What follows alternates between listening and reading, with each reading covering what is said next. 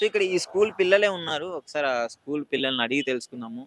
జనరల్‌గా ఈ స్కూల్‌లో చదివే చిన్న పిల్లలు, స్కూల్‌లో పిల్లల్ని అడిగి తెలుసుకుందాము. అసలు ఏంటి? వీళ్ళ స్కూల్‌లో ఎలా ఉంటుంది అని చెప్పేసి. ఆ! హాయ్ నాన్న. హాయ్ అన్న. ఈ స్కూలేనా మీది? శ్రీ చైతన్య మా స్కూలేనా? స్కూలే అన్న. ఎప్పటినుంచి చదువుకుంటున్నారు? నేను థర్డ్ క్లాస్ నుంచి చదువుకుంటున్నాను. థర్డ్ క్లాస్ నుంచి. ఇప్పుడు ఏ క్లాస్? నేను సెవెంత్ అన్న ఇప్పుడు. ఇప్పుడు సెవెంత్ క్లాస్. సో, ఏంటి ఒక అక్క ఇట్లా అఖిల అనే అక్క చనిపోయింది తెలుసా తెలుసు నీకు? తెలుసు. అక్క బాగా క్లోజ్ ఉంటాను, మంచి అక్క. హ్మ్. అది ఫీజు మంచి అదే కట్టకపోతే ఇలా ఇన్సల్ట్ చేసిందంట అందరి ముందుగా. హ్మ్. ఇలా ఎందుకు ఇట్లా చేస్తారు, అసలు ఎందుకు చదివిపియడం, ఇట్లా ఇట్లా ఇన్సల్ట్ చేసిందంట ఇక. హ్మ్. అంటే మీకు వేస్ట్ డబ్బులు లేనప్పుడు ఎందుకు అందుకని అక్క చదివిపియడం అని కిందకి మాట్లాడిందా? వస్తుందంట ఎందుకో హ్మ్. కిందకి. అప్పుడు హ్మ్. వాళ్ళ ఫ్రెండ్స్ తో పాటు ఇన్సల్ట్ చేసిందంట ఇక. ఎందుకు ఇట్లా వస్తారు వాళ్ళ అక్క బాధపడింది మొత్తం. 3 days దాకా స్కూల్కి రాలే. నిన్న ప్లాన్ చేసుకున్నట్టుంది ఇట్లా చనిపోదామని వాళ్ళ మమ్మీకి చెప్పేసి ఇక అక్క మమ్మీ ఇట్లా చనిపోతున్నా అని ఫాస్ట్ గా లోపలికి వెళ్ళిపోయి ఇక ఊరేసుకుందంట ఇక. ఏంటి అసలు ఏంటి స్కూల్‌లో నిజంగానే అట్లా ఇబ్బందులు పెడుతుంటారా? ప్రిన్సిపల్ ఎట్లుంటుంది? మామూలుగా కాదన్న, మస్తు మస్తు ఇబ్బంది పెడతారు. హ్మ్. అది ఫీజు కట్టకపోతే కంప్యూటర్ ల్యాబ్లో అట్లా అట్లా కూర్చోబెడతారు ఇక. ఫీజు కట్టకపోతే బయటికి పంపించేస్తారు. వేరే ల్యాబ్‌లలో కూర్చోబెడతారు. ఇట్లాంటి చెప్పులు తెచ్చినా హ్మ్. సివిల్ డ్రెస్ వేసుకున్న బ్యాగ్ ఇచ్చుకుని వెళ్ళిపోమంటారు ఇక. హ్మ్. క్లాసెస్ జరగవు ఇక. హ్మ్. స్టడీ ఎలా ఉంటుంది? స్టడీ మంచిగానే ఉంటాను, అందరు మంచిగానే ఉంటారు, ప్రిన్సిపల్ మేము ఒకతే. ప్రిన్సిపల్ మేడం ఒకటి బాగా ఇబ్బంది పెడుతుంది. బాగా.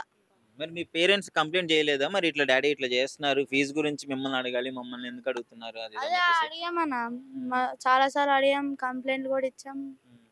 కానీ ఏం పట్టించుకోవట్లే. కొంతమంది స్టూడెంట్స్ కంప్లైంట్స్ కూడా ఇస్తారు మ్యామ్ మీద. హ్మ్.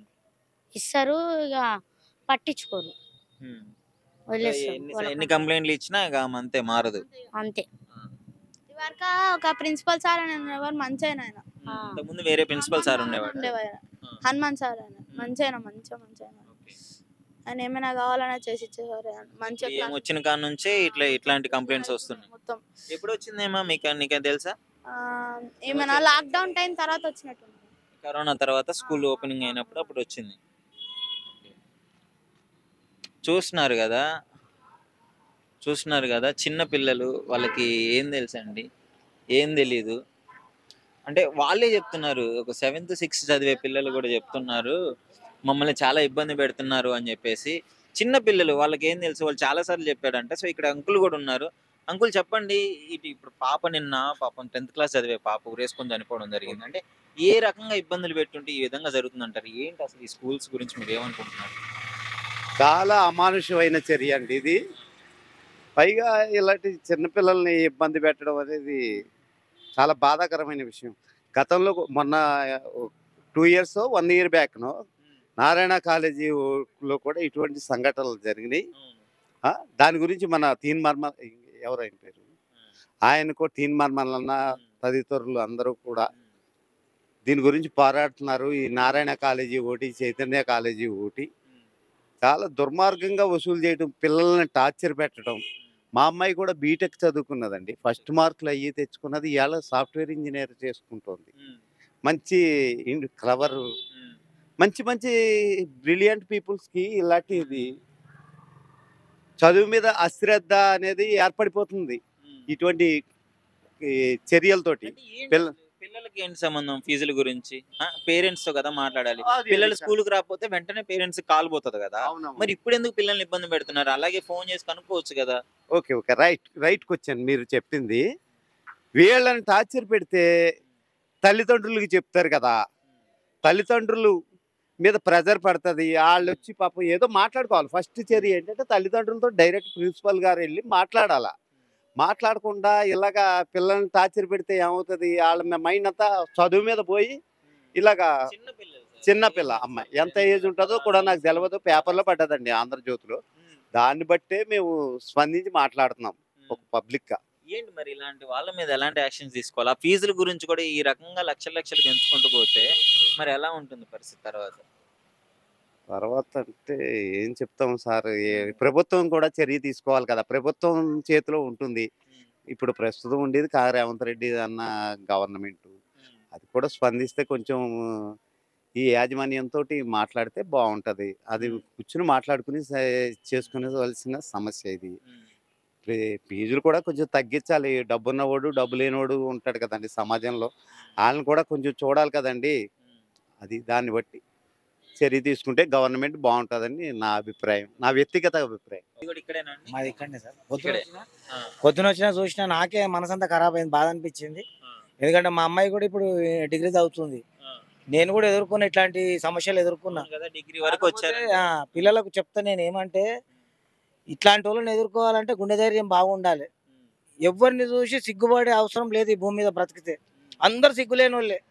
ప్రతి ఒక్కడు డబ్బు గురించి తాపత్రయపడేటోడే, ప్రతి ఒక్కడు డబ్బు కోసం పిచ్చి లేపేటోడే. కాబట్టి ప్రతి మనిషి అరే నేను ఇన్సల్ట్ అయిపోయినా 10 మందిలో నన్ను సార్ ఇట్లా ఫీజు అడిగే వరకు ఇన్సల్ట్ అయినా అనే ఫీలింగ్ కావద్దు. చిన్నపిల్ల కదా పాప, మా పిల్లకి ఏం తెలుసు, అందరం ముందు పట్టుకొని అలిగే లోపు కొంచెం మనస్తాపానికి గురైపోయింది. చిన్న అమ్మాయి అసలు ఆ పిల్ల ఎడికెళ్ళి కడుతుంది ఫీజు టీచర్లు అడుగుతారు ఆమెను. తల్లిదండ్రులను పేరెంట్స్ని పిలిచి అడగాలి. పేరెంట్స్ని పిలిచి పేరెంట్స్కు చెప్పాలి. కానీ ఫోన్ నంబర్స్ ఉంటాయి ఆల్రెడీ, కాంటాక్ట్ నెంబర్లకు ఫోన్లు చేసి చెప్పాలి. పిల్లల్ని వచ్చి నువ్వు ఫీజు కట్టలేదని 10 మందిలో నిలదీసి అడగడం టీచర్లది, ప్రిన్సిపల్ది పెద్ద తప్పండి ఇది. తర్వాత గవర్నమెంట్ కూడా ప్రతి ఒక్క స్కూలుకు పోయేసి వాళ్ళకు ఒకటి చెప్పాలి. ఏమనంటే లిమిటెడ్ ఫీజు పెట్టాలి. ఇందులో ఎన్ని సదుపాయాలు ఉన్నాయండి, ఇందులో ఈ స్కూల్లో లిమిటెడ్ ఫీజులు పెట్టాలి. ప్రతి స్కూల్లో గింత, ఒక ఎల్కేజీ వాళ్ళకి గింత, కాలేజీ వాళ్ళకి గింత అని పెట్టి ఫీజులు పెట్టాలి. ఫీజులు అసలు టీచర్లు కానీ ప్రిన్సిపల్ కానీ పిల్లలను అడగొద్దు. పిల్లల్ని అడగకుండా వాళ్ళ పేరెంట్స్కి ఫోన్ చేసి చెప్పి వాళ్ళ పేరెంట్స్ తోటి మాట్లాడాలి ఫీజుల గురించి. చదువు గురించి మాత్రమే పిల్లల దగ్గర చర్చ చేయాలి. తర్వాత ఇంకోటి, ఫస్ట్ ర్యాంక్ కొట్టాలి, సెకండ్ ర్యాంక్ కొట్టాలి, ఇట్లాంటివి కూడా పిల్లల్ని టార్చర్ పెట్టవద్దు. ఒకటి ఏంటంటే పిల్లలు ఎంతవరకు చదువుతారు, ప్రతి ఒక్క పిల్లల్ని సేమ్ చూడాలి, సేమ్ వాల్యూ ఇవ్వాలి. పిల్లలకు ప్రతి చదవని పిల్లలకు కూడా సేమ్ వాల్యూ ఇవ్వాలి, చదివే పిల్లలకు సమానంగానే చూడాలి. కాకపోతే చదివే పిల్లల్ని అలాగా చదవని పిల్లల్ని ఇన్సల్ట్ చేయడము, ఫీజులు కట్టని వాళ్ళని అలాగా, పేద పిల్లల్ని ఒక తీరు, డబ్బు గల్లోళ్ళ పిల్లల్ని ఒక తీరు, కార్లు వచ్చే పిల్లల్ని ఒక తీరు, సైకిల్ మీద వచ్చి దింపిపోయేటోళ్ళని వాళ్ళని ఒక తీరు చూడొద్దు. అందరు పిల్లలు సమానమే, రేపటి పౌరులాలు. స్కూల్ పిల్లలు లేకపోతే ఇంత పెద్ద బిల్డింగు రెంట్ తీసుకొని ఎట్లా కడతాడండి డబ్బులు? అవునా కాదా? స్కూల్ పిల్లలతోటే నీ బ్రతుకుతేరు ఉంది. ఇంతమంది టీచర్లు స్కూల్ పిల్లల ఫీజులతోటే బ్రతుకుతున్నప్పుడు ఆ పిల్లలకు వాల్యూ ఎందుకు ఇయ్యరు మీరు? వేలకు వేలు, లక్షల లక్షల ఫీజులు వసూలు చేస్తున్నారు. మీ జీతాలు వచ్చేది పిల్లల ఫీజులతోటే, మీ స్కూలు రెంట్ కట్టేది పిల్లల ఫీజులతోటే. అట్లాంటప్పుడు ఆ పిల్లలకి ఎంత రెస్పెక్ట్ చేయాలి మీరు? మీరు మాట్లాడేది ఏంటంటే పిల్లల్ని టార్చర్ పెట్టి ఫీజు కట్టమని ఎంబడడం చాలా తప్పిది. ఏం ఫీజులు కట్టే విషయం, ఏ సబ్జెక్ట్ పిల్లల ఫీజులు కట్టే విషయం మాత్రము పేరెంట్స్కి ఫోన్ చేసి చెప్పుకోవాలి. తప్పిస్తే పిల్లలు ఫీజు ఏడా కడతారు? పిల్లలు కడతారా? డ్యూటీ చేస్తుందా పిల్ల? అమ్మాయిని అడగొద్దు. ఏ పిల్లల్ని ఫీజులు కట్ట గురించి అడగొద్దు. ఆఖరిలో కూడా ఎగ్జామ్ కట్టేటప్పుడు కూడా ఫైనల్ ఎగ్జామ్ రాయనీయము, ఫైనల్ ఫీజు కొద్దిగా డ్యూ ఉంది అని మాత్రం అది కూడా చెప్పొద్దు పిల్లల విషయంలో. ఇంకేమంటే సేవ చేస్తున్నాం మేము, మాది ఫస్ట్ ర్యాంకు, ఇట్లాంటివి చెప్పుకోవడం కూడా బ్యాన్ చేసేయాలి మొత్తం స్కూళ్ళ విషయాలలో. గవర్నమెంట్ చర్య తీసుకోవాల్సిందిగా మనది.